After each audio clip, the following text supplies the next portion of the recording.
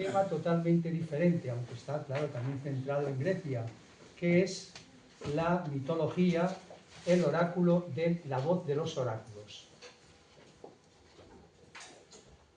Asunción Vicente, como pueden comprobar, es una persona de una laboriosidad extrema, súper trabajadora, productora y fértil de libros a más no poder, porque ya me ha dicho que está con otro libro ya y ya está a punto de mandarlo a la editorial. Impresionante, impresionante. Bueno, yo solamente son unas breves palabras de introducción al acto. Una de las iniciativas que creo que tuvo éxito hace unos años fue que el Ateneo también presentara libros de sus socios. Y estamos viendo que el cúmulo de peticiones pues es notable. Quiere decir esto que los miembros y los socios y socias del Ateneo son personas también que no solo cultivan la inteligencia, sino después también su manifestación escrita.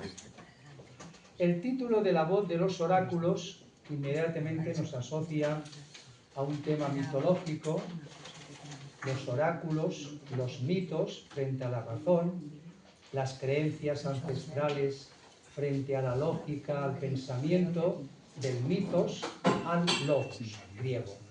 Es el comienzo de la filosofía, cuando se cambia de una creencia ancestral, de una creencia, diríamos, visceral y lógica, a una creencia ya basada en la razón. Los oráculos, como muy bien dirá después, pero tengo que empezar para comentar un poco, oráculo viene de osoris, boca, y oráculo sería una pronunciación oral, verbal, sobre un tema. Nosotros, sin darnos cuenta, tenemos muchos oráculos, muchos oráculos. Por ejemplo, las religiones son oráculos, en el sentido que te dan una idea de lo que es el mundo, del más allá, de cuáles son las creencias, que son creencias básicas de sustrato de la humanidad.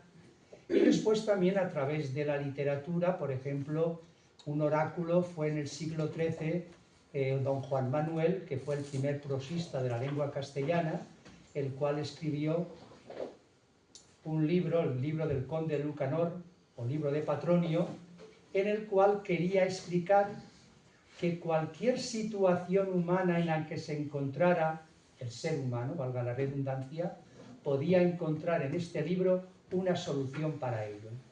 Pero no acaba aquí, sino que ya en 1647 aproximadamente es Baltasar Gracián quien escribe el libro Oráculo Manual y Arte de Prudencia. Oráculo manual, es decir, una serie de consejos, de exhortaciones, de explicaciones que tenemos que llevarlo en la mano para poder explicarnos las situaciones. Y en 300 aforismos, sentencias, en 300 versos, después con glosas, explica cómo se tiene que comportar el ser humano en todas las situaciones y sobre todo para triunfar en el mundo. Yo a mis alumnos siempre se lo decía y creo que era lo que se apuntaban enseguida, era: si queréis triunfar en la vida, leed el Oráculo Manual y Arte de Prudencia, en el cual os enseñará Baltasar del siglo XVII cómo tenéis que comportaros en el mundo y cómo tenéis que actuar para triunfar. Aquí en esta ocasión Asunción Vicente va mucho más a lo profundo, de tal manera que nos presenta un libro que es un libro regalo, un libro objeto, porque es tan importante como un libro barroco toda la imaginería que tiene, toda la maquetación a base de imágenes curiosas, muy abigarradas, muy propias de aquella concepción del arte que quiere transmitir no oralmente, sino también por medio de la imagen, que eso es una herencia que tenemos del barroco. Yo solamente voy a proponerle dos cosas. Pero tómalo como compañera de la junta directiva y tal. Yo creo que le faltaría un final. un final que dijera, vamos a ver, y esto a título de, a modo de conclusión, epílogo, puntílogo, que se emplea ahora mucho, y después una pequeña, breve bibliografía. Por ejemplo, hablando de la mitología, hay 2 o 3 libros clásicos, el Rose, después está también otro, el Grimal, está también uno de Rosa Navarro, y después hay uno de nuestro amigo Chimo Beltrán, que tiene nada más ni nada menos, que yo creo que es el que tendría que ocupar este sitio en vez de yo, en vez de mismo, que sería el libro de Adivinazione de Marco Tulio Cicerón. De adivinaciones, Sí, señor. Por lo tanto, es una persona que de esto sabe... La tira. La tira, eso es. La Biblia un verso. Por lo tanto, yo te felicito, has demostrado que tienes una entereza, una voluntad, un trabajo más que encomiables, y creo que con esto pues das a tu perspectiva de escritora otra dimensión, no la dimensión de la ficción, que también lo es, sino una dimensión, diríamos, más intelectualizada, cual puede ser el tema de los oráculos. Y con esto voy a escucharte. Muy bien.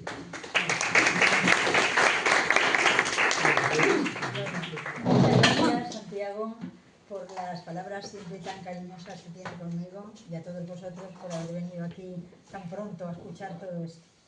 Yo lo que quería decir es que tal vez le falten muchas cosas, pero voy a contar un poco cómo nació esta idea. Esta idea no nació de plantearme hacer un trabajo sobre los oráculos, consultando miles de cosas y hacer un trabajo de erudición. Esto nació con la idea de hacerles un regalo a un grupo de amigos que estábamos de viaje por Grecia. Entonces yo hice un trabajo rápido, un trabajo que a mí me apetecía hacer, pero para que sirviera de distracción para ellos, para que lo leyeran en el avión, para que lo leyeran en la habitación cuando llegaran de las excursiones. Esa fue la idea principal. Después, claro, después vino la segunda parte, luego pensé, bueno, pues voy a editar 20 o 30 para los amigos, para los otros amigos, para la familia, etc. Pero luego me surgió la oportunidad, Sara de Alejandría, de editarlo. ¿Con qué idea? Pues que sea un libro de tipo divulgativo. No de una gran erudición, pero sí divulgativo. Y que contribuye a hacer eso que a mí me gusta tantísimo hacer, que es divulgar la cultura clásica. Y algo en lo que estoy empeñada desde hace mucho tiempo.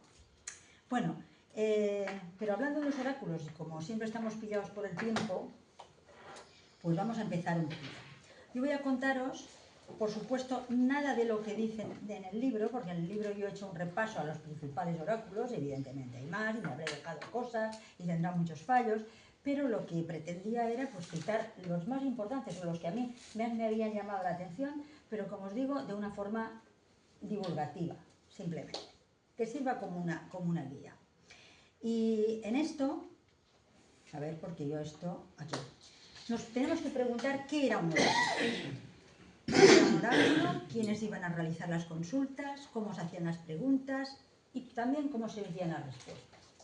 Pues evidentemente un oráculo era una manera, la manera que tenían los antiguos de preguntar a los dioses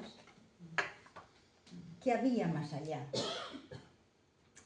La contestación a sus preguntas, en esa idea de ser humano de trascender, saber si hay algo más, si no hay nada más, si es lo mismo, si es diferente, o sea, consultar sus propias cosas, preguntarles si tendrían fortuna, si tendrían éxito en un negocio, si tendrían salud, si tendrían hijos, todo eso se preguntaba al oráculo. ¿Y cómo se hacía?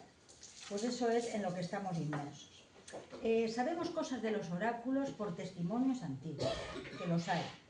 También lo sabemos porque todos los autores cristianos después han hablado de los oráculos de una manera sesgada y han dicho cosas. Y también lo sabemos porque, por eso que acabo de decir, porque el hombre, en ese afán de dar crédito a todo tipo de presagios, a todo tipo de profecías sobre su futuro personal, pues esto es algo que ha sido desde tiempos muy antiguos. Siempre ha habido una creencia en determinadas señales que predicen el futuro, y también una creencia en la facultad de algunas personas que tienen para adivinar y para interpretar todos esos signos. Bueno, pues ¿cómo se hacían las consultas? Eso ahora lo veremos. Pero se hacían las consultas preguntando a través de quien quería hacer una consulta, pues se tenía que seguir una serie de mecanismos.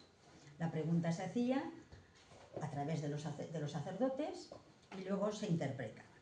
¿Quiénes acudían a realizar las consultas? Acudía absolutamente todo el mundo, de todas clases sociales, desde los más importantes hasta la plebe más baja, porque todo el mundo en ese mundo antiguo estaba inmerso en esa tradición oracular.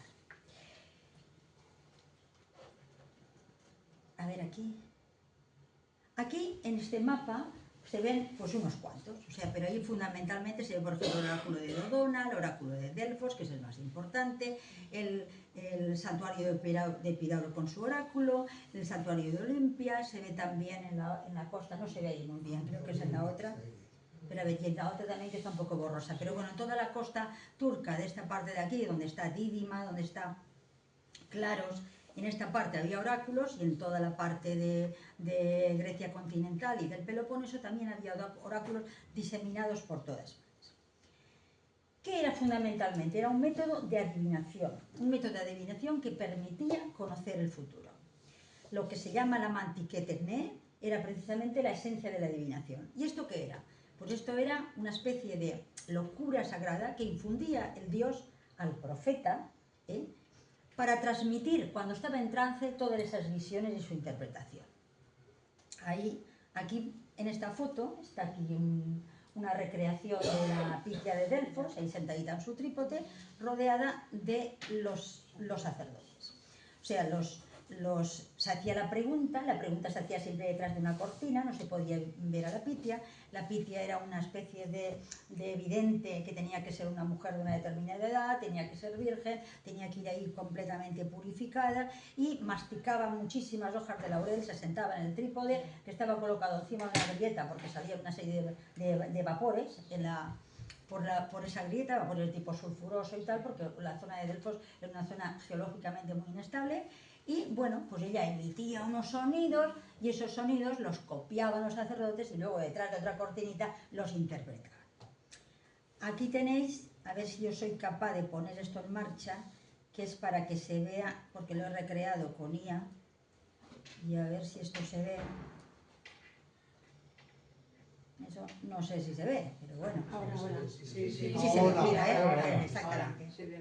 Es una recreación de la Pitia con masticando el laurel y el humito y de tal. Y eso. Vale. Bueno, esta será. Vale. Allí de nuevo, también está sentadita encima de la grieta con todos los vapores, pero los consultantes siempre detrás de la cortina. ¿Por qué se consultaban los oráculos? Pues fundamentalmente se consultaban y tenían tan gran importancia porque era fundamental en ese mundo antiguo escuchar la voz de los dioses. Esos dioses estaban presentes absolutamente en todas las actitudes del mundo antiguo y era fundamental consultarles para cualquier acción.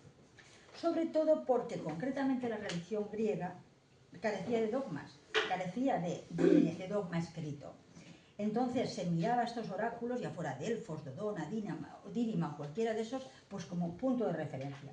Entonces, consultar el oráculo era algo preceptivo para las ciudades y para los particulares, a la hora de enfrentarse a cualquier acontecimiento de su vida, sea individual o fuera colectivo.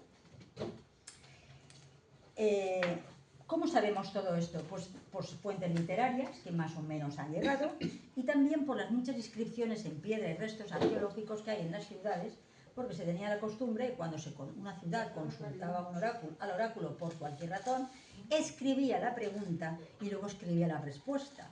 Tal ciudad ha consultado el oráculo de Delfos si podía abrir una colonia en tal sitio. El oráculo ha dicho que sí. Bueno, por eso quedaba reflejado. ¿Quiénes inspiraban estos oráculos? ¿Quiénes transmitían su voz a través de esto? Fundamentalmente, el dios inspirador oracular era Apolo, fundamentalmente. Pero también estaban las observaciones de determinadas señales. Señales, por ejemplo, del vuelo de las aves, las vísceras de determinado animal, cómo caían los dados, las tabas, etcétera, etcétera. Observar los astros también y luego prodigios que se producían. Aquí tenéis a Apolo, el dios inspirador de los oráculos por antonomasia, que a Apolo pues, se le conoce con muchísimos apelativos. Apolo Citaredo, Apolo Hecatómbolo, Apolo, el que más me gusta a mí, para aquí es el de Apololoxias, Apolo el ambiguo. Bueno, Apolo. Y esto es una recreación del santuario de Delfos, que aquello era como una ciudad dedicada exclusivamente a, fundada fundamentalmente como centro de actividad las consultas oraculares. Aquello tuvo una riqueza enorme porque qué duda cabe de que todo el que llegaba allí gastaba y allí había, pues claro, una actividad económica impresionante. Había cambio de moneda, había puestos para comprar las víctimas, había sitios para quedarse, o sea, como si ahora dijéramos una ciudad balneario, una ciudad que fuéramos de turismo, exactamente igual. Luego tenía muchísimo dinero porque se tenía que pagar un canon para acceder a esta ciudad a consultar el oráculo. Y eso evidentemente llenaba las arcas de la ciudad de Delfos. Estas son también dos recreaciones más de vistas de Delfos, unas fotografías hechas por mí. Esto concretamente es el famosísimo tesoro de los atenienses, donde ahí los atenienses, pues cuando iban a consultar el oráculo, agradecidos por las batallas que habían ganado y demás, pues entregaban los escudos, copas de oro, trípodes de bronce, etcétera, etcétera. Una ciudad muy rica. Bien, Apolo, ya os digo que es el dios oracular que reinaba en Delfos, pero solo reinaba una parte del año, porque los meses del invierno, con su carroza tirada por cisnes, se marchaba al norte, donde están los hiperbóreos, y digamos que se lleva de vacaciones. Entonces, esos meses no estaba en Delfos, no se le podía consultar. Se le consultaba el séptimo día de cada mes, y solo el séptimo día. Recordaréis la anécdota de Alejandro Magno, que fue a consultar a la Pitia de Delfos, y cuando llegó allí no era día de consulta. Y la Pitia le dijo, no vas a consultarme, que hoy yo no tengo que consultar nada. Y Alejandro Magno, con lo que él era, la cogió, la llevó a rastra y dijo, esto lo consulta. ¿Y qué contestación le dio ella? Pues es invencible. Y era justo la respuesta que él quería escuchar. No le hacía falta ya más oráculo. Otros dioses tenían sus oráculos en otros lugares. Por ejemplo, en Siwa, en el desierto de Siwa, ahí teníamos el oráculo de Zeus. Zeus es otra divinidad oracular. Entonces, ese oráculo de Siwa es un oráculo antiquísimo. Hay que decir que el primer oráculo del que se tiene constancia es en el siglo XV a.C., un oráculo de Amón precisamente, Zeus Amón, pero bueno, Amón entonces, sobre el derecho que tenía de ocupar el trono la faraona Hatshepsut en el siglo XV a.C. Luego, por eso quiero decir que era ya una tradición muy, muy antigua. Esta es lo que ahora una vista ahora de Siwa. ¿Y dónde se le consultaba también a Zeus? Se le consultaba en Dodona, en la parte occidental de la Grecia continental. Entonces, un poco más o menos por enfrente de la isla de Corfú. Bueno, ahí era un oráculo de Zeus, uno de los oráculos más antiguos, ese de Zeus en Dodona, cuyas raíces se hunden en cultos ancestrales que llevaron sacerdotes egipcios a Grecia. Porque si algo tiene la antigua Grecia, y los griegos son conscientes de ello, es que le deben mucho a la mitología y al panteón egipcio que luego se readaptó. En Dodona se han encontrado además muchísimas tablillas de plomo con signos escritos, preguntas al dios y respuestas al dios. Y eso hace pensar que en ese lugar pudiera ser que se empezaran a trazar las primeras líneas de signos escritas, posiblemente, porque todo ese paso que hay en Grecia de la oralidad a la escritura se da precisamente en un tiempo en el que toda la poesía oracular tiene mucha importancia.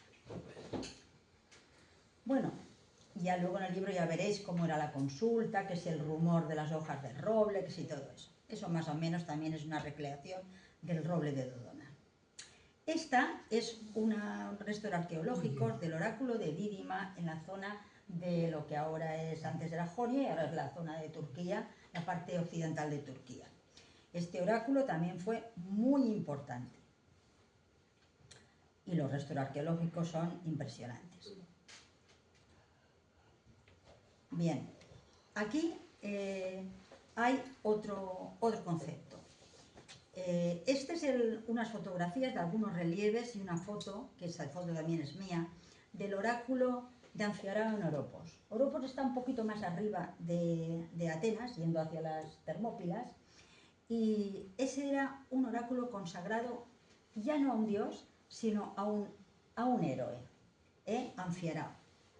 Ese oráculo de Anfiarao era un oráculo eminentemente sanador, curativo. O sea, allí los que iban porque se encontraban mal, porque querían curarse, como una especie de balneario a la antigua y clínica de salud a la antigua.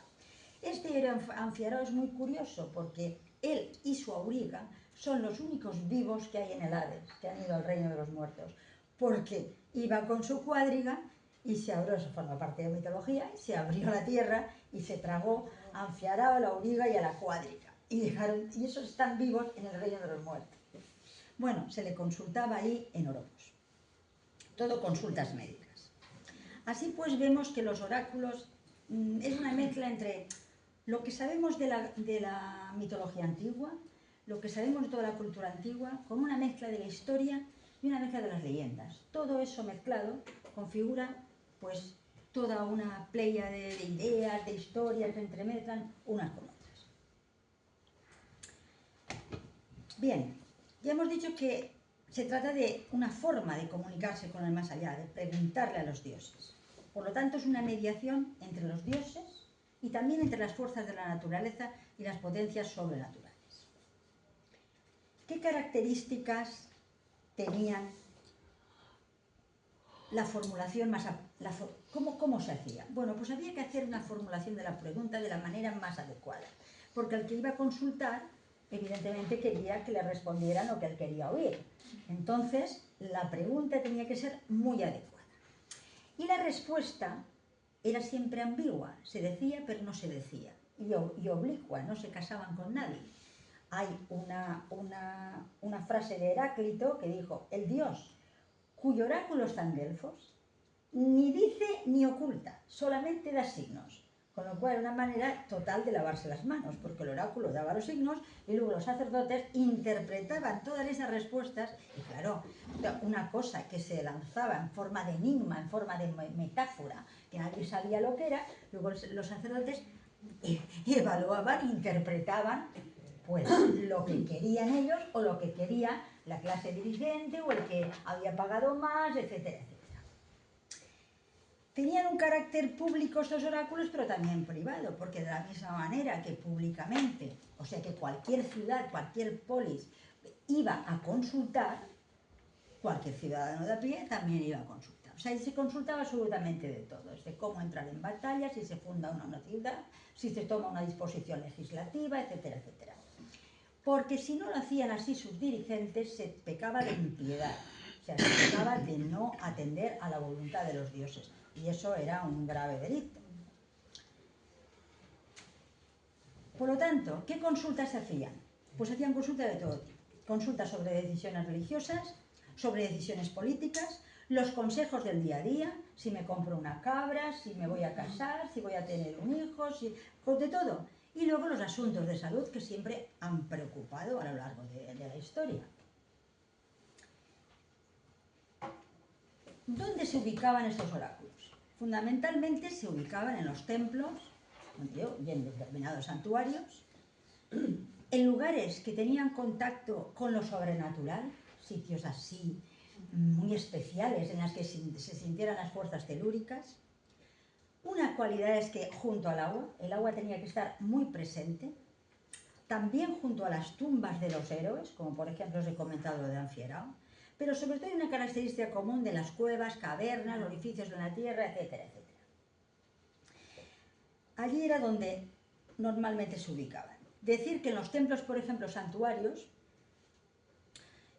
los santuarios que estaban dedicados a dioses como Apolo, Zeus, Hera y tal, pues eso, allí no podían entrar, o sea, en la zona donde estaba el temenos, donde estaba el dios, no podían entrar ni mujeres, ni enfermos, ni viejos, porque los dioses celestes, Apolo, Zeus, Dionisio, no podían estar en contacto con la muerte, Con lo cual, todo ese tipo de gente no podía nunca entrar al temenos del templo. Lugares en contacto sobrenatural, como os he dicho, junto al agua, casi todos están ubicados en torno al lado de lagos, junto al mar, junto a las fuentes. Cabe decir, por ejemplo, en Delfos, la fuente de Casótil, la fuente de Castalia. Si estamos hablando por ejemplo, de Cumas, el lago del Averno. O sea, siempre tiene que haber agua de por medio. Esta es una foto sobre lo que sería el oráculo de los muertos, el necromantello de Efira, de lo que queda arqueológicamente, donde se consultaba un oráculo de los muertos. Esta es la cueva de Trofonio, de Levadea, donde se consultaba también, donde allí había un héroe muerto y se consultaba ahí. Este es el oráculo, un oráculo que funcionaba inspirado por Hera en Perajora.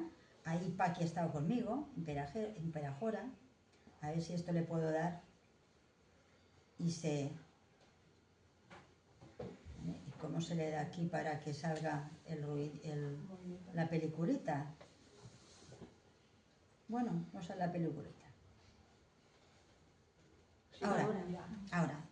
Esto es una recreación de Perajora, como la vemos ahora, y cómo sería en la época en la que toda la gente iba a consultar al oráculo.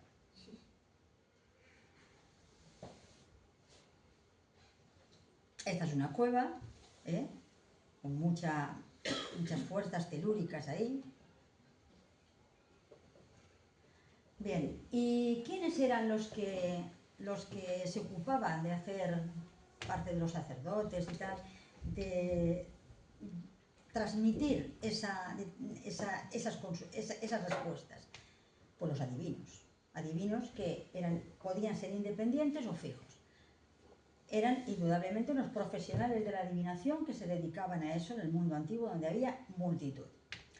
Actuaban por inspiración divina, o sea, porque el Dios penetraba en ellos, les infundía esa maniquetecné, esa locura divina para que interpretaran, o bien funcionaban por observación del cielo. Observaban el vuelo de las aves, observaban las vísceras, observaban las caídas de dados, observaban los huesos, observaban muchos fenómenos. Los truenos de Zeus siempre se manifestaba por fenómenos naturales, rayos, lluvias, tempestades, todo ese tipo de cosas. Y ellos lo observaban. Los adivinos independientes iban de ciudad en ciudad y de aldea en aldea adivinando, porque ya os digo, todos consultaban. Y los fijos, esos eran los más afortunados porque estaban adscritos a determinados cultos, a determinados santuarios, a determinados templos, y entonces ellos pues tenían un estatus superior. Ese estatus se manifestaba en que evidentemente tenían más riqueza y luego controlaban muchísimo más la situación. Pero tenían también la obligación de reflejar todas las preguntas y todas las respuestas que quedaban en los templos guardadas. Por lo tanto, estas consultas oraculares eran un método regulado, estrictamente regulado. Primero que nada, tú tenías que tener la voluntad de consultar el oráculo en determinada pregunta, tenías que hacer un sacrificio previo, que servía como una ofrenda propiciatoria. Estos sacrificios eran víctimas y en los lugares oraculares había mucha actividad comercial porque había que comprar a las palomas o el borreguito o lo que fuera. Y luego el consultante se tenía que purificar antes de entrar al lugar y hacer esa consulta. ¿Qué esto que configuraba? Pues configuraba un rito de paso, un rito entre puertas. El viaje del consultante era un viaje que podía ser de varias maneras, o bien por un desplazamiento a esos lugares oraculares, a Dídima, a Éfira o a donde fuera. Claro, el que se iba a Delfos, eso es como la peregrinación a la Meca, había que ir a consultar a Delfos. Entonces, un desplazamiento llevaba unos costes, un tiempo, etcétera, etcétera, o también se podía hacer por una especie de viaje simbólico. O sea, ibas a un sitio, por ejemplo, al necromantello de Éfira, ¿no? Y allí tú hacías un viaje, pero un viaje onírico, a través del oráculo de los muertos. O sea, no viajabas directamente a Delfos, sino que era otro tipo de consulta. Se consultaba muchísimo los oráculos de los muertos porque los muertos, todos los personajes que habitan en el Hades y todos los dioses del Hades tienen la prerrogativa de la premonición. Entonces esas profecías tenían que estar emitidas por esos dioses del inframundo. O sea, iban al oráculo de Éfira, después de hacer todos los rituales y todo como leeréis allí, se metían en una especie de lugares donde había como unas tramoyas, donde aparecían seres alados, luces, tal.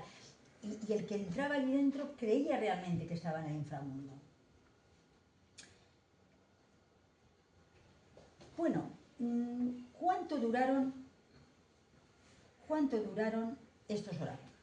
Pensar que duraron más de 1000 años, duraron más de un milenio todo este culto oracular y todo este sistema social y político, porque, por ejemplo, no entenderíamos el mundo clásico ni entenderíamos la política antigua sin los oráculos. La democracia ateniense no se entendería sin los mantís atenienses, porque ellos eran los que consultaban a Delfos continuamente. Acordaros de las consultas para la batalla de Salamina, era necesario que dieran el visto bueno estas consultas oraculares.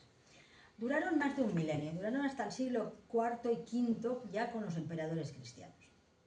Y llegó un momento dado en que tuvieron un auge, ya os digo, de más de un milenio, y luego ya sobrevino la crisis. Entonces, ¿por qué sobrevino esta crisis? Esta crisis sobrevino por varias razones. Una de ellas fue la caída de las polis. Las polis, todas las polis griegas, todas las polis independientes, estaban siempre liadas a peleas entre ellas. Pero estas polis griegas eran ciudades-estado que funcionaban independientemente. Cuando llega un momento que hay un cambio del panorama político total, Alejandro Magno conquista toda Asia, un imperio descomunal, y entonces allí ya se acaba la democracia, se acaban las ciudades-estado, y entonces surge otra cosa, surge el imperio de Alejandro, y luego cuando muere Alejandro los reinos helenísticos. Luego hay otra cosa, hay unas monarquías autoritarias de otro estilo que es diferente. También funcionó porque los profetas que iban por ahí ambulantes interpretando los signos naturales o de los dioses, pues cada vez tenían menos crédito. O sea, la gente se hacía más descreída y tenía menos crédito. Y también porque la adivinación pública había caído completamente en manos del Estado. Y claro, el Estado tenía todos los resortes del poder para manejar la opinión como querían. Como veis, nada raro, todo bastante común. Así pues, los oráculos eran un fenómeno religioso, un fenómeno político y un fenómeno social, sin el que de ninguna manera se puede entender el mundo antiguo. La opinión de los dioses estaba intrínsecamente vinculada a la vida y a la política clásica, intrínsecamente. Hoy en día todas estas cosas no son nada raras, porque en el mundo actual tenemos los horóscopos. ¿Quién no lee todos los días en la revista, en la peluquería, el horóscopo? Dirá 40 tonterías, pero lo lee. Hay quien funciona yendo a la interpretación de los sueños, se da. La astrología se consulta enormemente. La quiromancia, las tiradas de cartas. Si a las 3 de la mañana pones una cadena de televisión, pues hay 50 que están tirando cartas, y o sea, que continúa la consulta oracular de una manera o de otra. Ya antes os había comentado, porque claro, dioses y héroes vinculados con las predicciones. Bueno, pues ahí os había hablado de Apolo, de Zeus, también está Dioniso. Dioniso es un dios que también forma parte de los dioses oraculares. Dioniso es el dios que, a merced a ese éxtasis que consiguen sus iniciados, sus vacantes, etcétera, etcétera, infunde esa locura sagrada en los consultantes. Hermes es el mensajero de los dioses, el Hermes psicopompos, el conductor de almas a través del inframundo. Y este dios es muy curioso porque es el dios de las encrucijadas. Este dios se encuentra este dios se le consultaba en cualquier parte. Era el dios de las encrucijadas, en las crucijadas de caminos, en los pasos de un sitio a otro. Allí las hermas, había oráculos de Hermes, y estaba en las ágoras de los mercados. En los ágoras de los mercados, cualquier adivino se podía consultar ahí, consultar a Hermes, y y bueno, pues contabas con huesos, se le consultaba a este dios. Las consultas a los muertos, los que os he hablado, las de Anfirao y Trofonio, y también las sibilas, porque las sibilas eran una especie de milicias que duraron más tiempo, porque se comentó que las sibilas habían pronosticado el nacimiento de Cristo y duraron más tiempo que los propios oráculos. El último de ellos es Asclepio, otro dios. Bueno, aquí tenéis las fotos de Apolo, las fotos de Zeus, Dioniso, Hermes, mensajero de los dioses, algunas fotos del oráculo de los muertos, el oráculo de Trofonio, el héroe de Trofonio, la cueva de la cueva de la memoria, la cueva de Levadea, que ya lo leeréis en el libro, cómo se hacía el ritual. Esta es la Sibila de Cuma. La Sibila, sabéis que la Sibila de Cuma estaba al lado del lago Averno y le intentó vender a Tarquinio los libros sibilinos una montonada de veces, pero como cada vez le pedía más dinero, Tarquinio no los compraba, hasta que llegó un momento que al final los compró. Los compró, y esos libros sibilinos son los que luego han sido consultados por el Senado hasta el año 83. Y este era Asclepio, que era el dios de la medicina, que tenía cultos oraculares en Epidauro, en Pérgamo, en Kos. Entonces también, ¿cómo funcionaba? Pues la gente iba allí en busca de sanación, en busca de consejos para curarse. Prueba de ello es que este oráculo que funcionaba en Epidauro, ahora vas allí, hay una cantidad enorme de exvotos con piernas, manos, penes, ojos, todo exvotos que la gente llevaba y colgaba allí en agradecimientos, y se había curado del ojo, se había curado de una pierna. Así pues, en cuanto a los oráculos, tenemos unos que son muy antiguos, antes incluso del advenimiento de los dioses celestes, de Zeus, de Apolo, mucho antes, ya proveniente de la teogonía de Hesíodo, muy antiguos. Oráculos vinculados sobre todo a las fuerzas telúricas y a las fuerzas gnósticas de la tierra, a la diosa serpiente, de Delfos, muy antiguos, o a los héroes tragados por la tierra. Esos son los oráculos de la época primigenia, que vinculan al hombre con el mundo subterráneo, con el más antiguo. Y luego los oráculos que inspiraban los dioses, que son los oráculos celestes, los Apolo, Zeus y todos esos que os he nombrado, que son los que garantizan el orden cósmico. ¿Cómo finalizan los oráculos? Pues los oráculos finalizan fundamentalmente por varias razones. Una de ellas es porque se produce un cambio espiritual tremendo en el mundo griego. El mundo griego de esa época, del siglo IV y del siglo V, es un mundo en el que hay una grandísima globalización. Todo lo que trajo consigo ya los reinos helenísticos y mucho después hace que hubiera gente de muchísimas razas, de muchísimos cultos, de muchísimas maneras de pensar. Entonces eso produce un cambio espiritual y un descreimiento. El helenismo, como os digo, y la romanización. Cambios sociales, políticos, de todo tipo. Y eso hace que entren en decadencia. Los factores son factores socioeconómicos, como he dicho, cambios sociales. Y también otra cosa, que es el auge de los cultos mistéricos. Empieza un nuevo auge que desbanca los oráculos, y son los cultos mistéricos, los misterios de Eleusis y muchos otros. Y esto más o menos siendo fundamentado en esos dioses y en todas las mitologías y demás, pero tiene un detalle diferente, y es que en los misterios el iniciado tiene la posibilidad de salvarse. O sea, garantiza una salvación del individuo, que es una idea completamente nueva. Y eso hace que inicie los pasos ya del fin del paganismo. Los oráculos fueron, pues, un fenómeno que no puede quedar reducido solamente a decir que es una curiosidad por saber el futuro. Aúna los aspectos espirituales, la mitología, el pensamiento griego antiguo y una mezcla de sentido práctico de la vida y una mezcla espiritual. Mezcla un poco de todo. O sea que en realidad, para concluir, no se puede decir que el fin de los oráculos fuera con el advenimiento del cristianismo. No, porque el cristianismo en esa época coexistió con el paganismo y coexistió con muchísimos cultos que provenían de Oriente. Había un sincretismo tremendo de todo tipo, sino que empezaron a decaer porque se buscaba otra cosa. Y entonces algo que prometiera la salvación, pues era algo muy atractivo.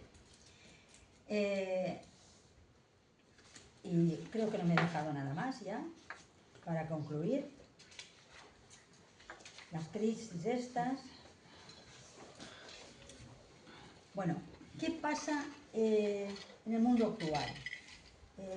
¿Pararon ahí los oráculos y desaparecieron? No, no, porque luego, tanto profetas, vaticinios, oráculos posteriores en la Edad Media, las profecías de Merlín, las profecías de Nostradamus, profecías de los condenados de la Divina Comedia, todo ese mundo de profecías y premoniciones seguía estando.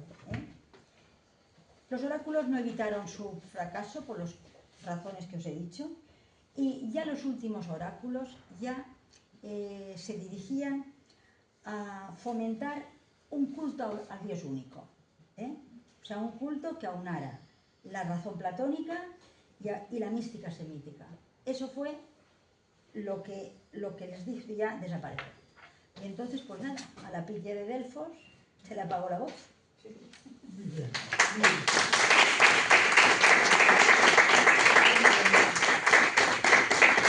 Si queréis alguna pregunta, porque eso es lo que a mí me gusta. Vaya repaso que he hablado. La pregunta. O sea, que las personas que intervenían entre el que iba a consultar al oráculo estaban colocados. No, las personas que intervenían no estaban colocadas, la que estaba colocada era la vidente. La vidente, sí, Esa no, era no, la la vidente, la vidente. Pero la vidente daba igual, porque la vidente decía 4 gruñidos y 4 cosas y se escribía en una tablita y luego los sacerdotes interpretaban. Claro, esa interpretación pues era muy especial. Pero vamos, así es como funcionaba. Ahí como funcionaba.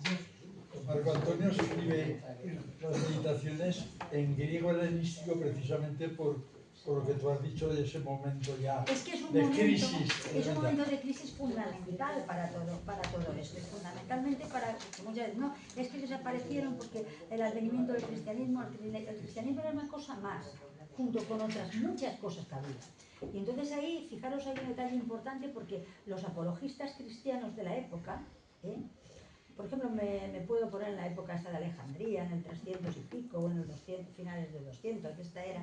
Estos apologistas cristianos que decían, que hablaban y tenían polémicas con los paganos, etcétera, etcétera, para esas discusiones y esas diatribas consultaban los textos oraculares.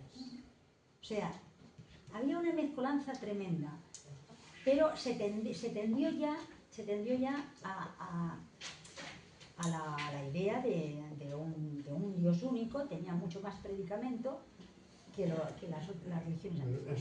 Es curioso que en Grecia, que esta parte toda de ese mundo que conforma nuestra historia desde entonces, precisamente había tantos oráculos y sin embargo son los que generan el logos, la razón.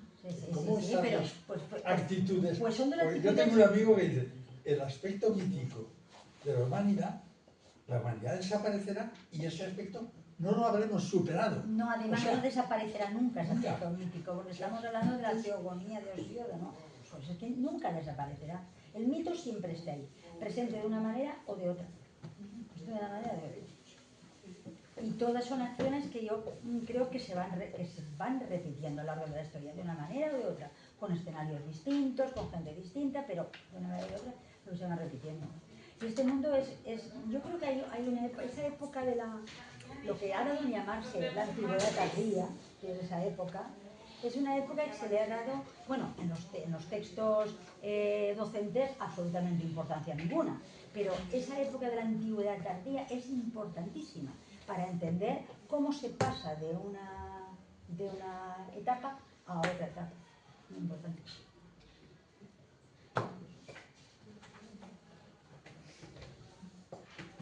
¿Pregunto? Pregunta. Sara, estoy deseando que me pregunten. Yo tengo una pregunta un poco doble. hablas del fin y la desaparición de los oráculos, pero luego hacemos referencias a cómo realmente han continuado en la sociedad moderna actual. ¿Y siguen? Entonces, ¿realmente desaparecieron o se transformaron? Yo creo que se transformaron porque ahora la gente consulta la inteligencia artificial y ya me diréis si eso no es un oráculo. La gente joven le da a la IA porque psicológicamente me encuentro mal o quiero ligar este fin de semana. ¿Cómo quiero hacerlo? Intro. Y la inteligencia artificial te dice, eso no es un oráculo. ¿Es un oráculo? Y siguiendo ese pensamiento, las profesiones que habíamos mencionado que estaban ligadas un poco a la evolución de los oráculos, era como el tarot, pero hay más profesiones científicas, como por ejemplo la nueva tecnología de la IA, que puedan ser descendientes de la profesión del oráculo. Es que yo creo que sí. ¿Os acordáis de la película de Matrix que tiene ahí un oráculo? Bueno, pues eso es que yo creo que sí. Yo creo que el hombre por naturaleza tiene la obsesión del más allá. La ha tenido hace 5.000 años, la tiene ahora y la tendrá dentro de 2.000 años. Bueno, si no estamos robotizados completamente, no sé entonces, pero la tendrá. Entonces, ese ansia de preguntar a algo para que te diga qué te va a pasar, pues está y seguirá estando. Yo creo que va inherente al ser humano. De la misma manera que la religiosidad, de una u otra manera, también va inherente al ser humano. La persona más descreída del mundo cree en algo, totalmente. En algo, a su manera, en su concepto, pero cree.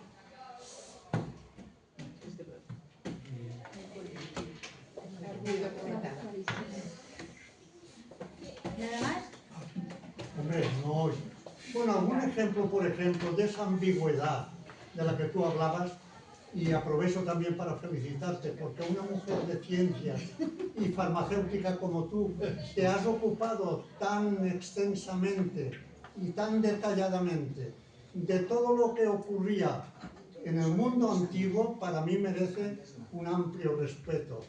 ¿Comprendes? Y te admiro en ese aspecto. Aquí y a ella. Bueno, no.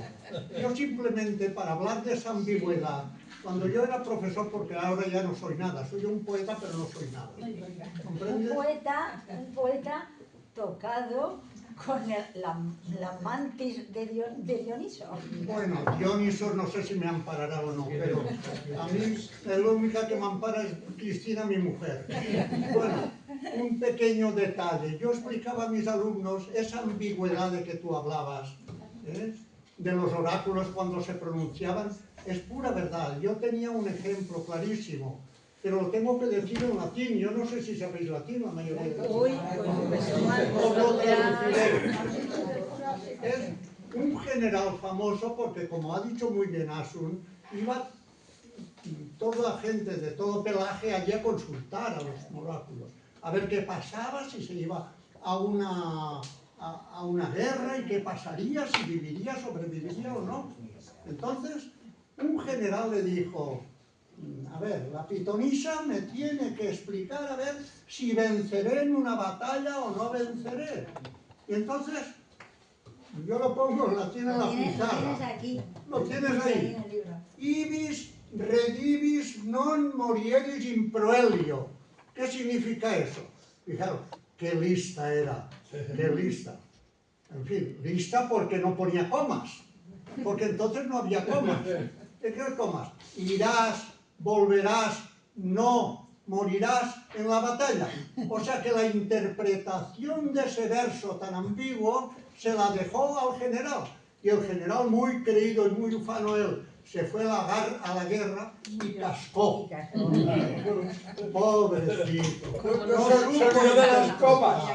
Fijaros, por ejemplo, la profecía de Delfos, Filipo de Macedonia, cuando él quiere atacar Persia, y dice, el toro está coronado. Entonces él dice, yo voy aquí a este, me lo barro y ya está. Y el que lo mataron fue a él, o sea. Ambiguo y oblicuo, totalmente. O sea, un sistema para, bueno, pues controlarlo todo. Y sobre la caída, como has explicado muy bien, uno de los factores por los que Cicerón, porque yo me he traducido la obra de Cicerón, la he traducido y la he publicado. Cicerón apunta que a mí me hizo mucha gracia. Decía con un neologismo griego, porque Cicerón dominaba el griego tanto como el latín, decía que la pitonisa de Delfos, Filipitzein, Claro, con una filipizaba. terminación griega, Está aquí. ¿qué Filipizaba. filipeaba. ¿Qué quiere decir eso? Que emitía un juicio siempre favorable al poderoso. Y luego al más rey en tarde- ese aspecto, a Filipo. Y luego más tarde la condenaba, porque emitía juicios a nosotros- favor de Laconia. Claro, Y claro. no, nosotros compramos el periódico que sabemos que Es va a ser lo que tendencioso. piensan vosotros. Exactamente. Por eso digo que ya que preguntaba ya muy bien si esto se sigue. En De la psicología. misma manera que cuando asistimos, que yo lo veo muchas veces, asistimos a una procesión y realmente asistimos, ¿en qué se diferencia, por ejemplo, una procesión nuestra de, por ejemplo, una procesión en Eleusis? Se diferencia muy poco, muy poco. Los sacerdotes, las chicas que llevan las cestas, las canóforas, tal, se diferencia poquísimo. ¿En qué se diferencia una procesión nuestra de la procesión de las Panatenenas? Pues muy poco. Si ves el censo del Partenón, las procesiones, los desfiles son exactamente iguales, salvando alguna diferencia. Se supone que estos,